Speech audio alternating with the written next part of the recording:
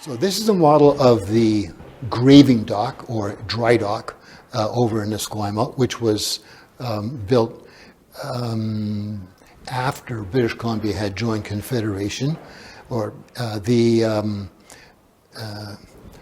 Royal Navy ships on station up until that time had to go down to San Francisco if they had to do any dry dock work. I said earlier, they were pretty self-sufficient, and in fact, ships like Zealous, I know that it's on record that Zealous did a crew change after 2 years on the station.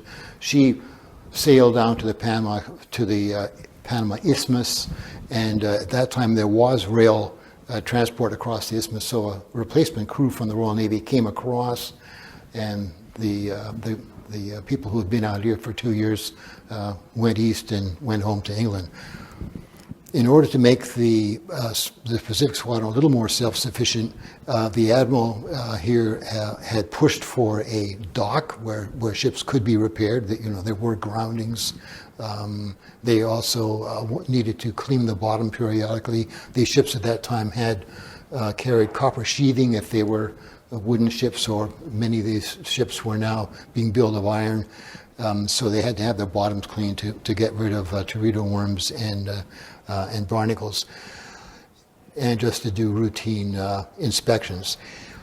Building a graving dock here was in fact one of the conditions under which BC agreed to come into Confederation, which is kind of interesting. And it's kind of interesting, why was it here and not in Vancouver? Well, the answer is, of course, that Vancouver was still forest.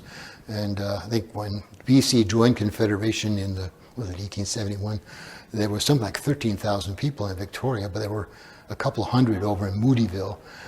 So the booming history of Vancouver was yet to come. What's interesting about the graving dock is that it's still in use today.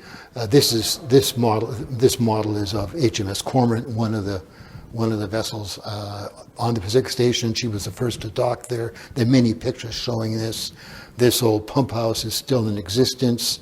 The graving dock was, the legend tells us that it was inactive from the 20s up until 1945, because by that time a much bigger graving dock had been built in Esquimalt, which was capable of handling the largest ships afloat. But in 1945, this dock was put back into service. It's still being used by our Navy now, and all of the Royal Canadian Navy warships stationed out here now are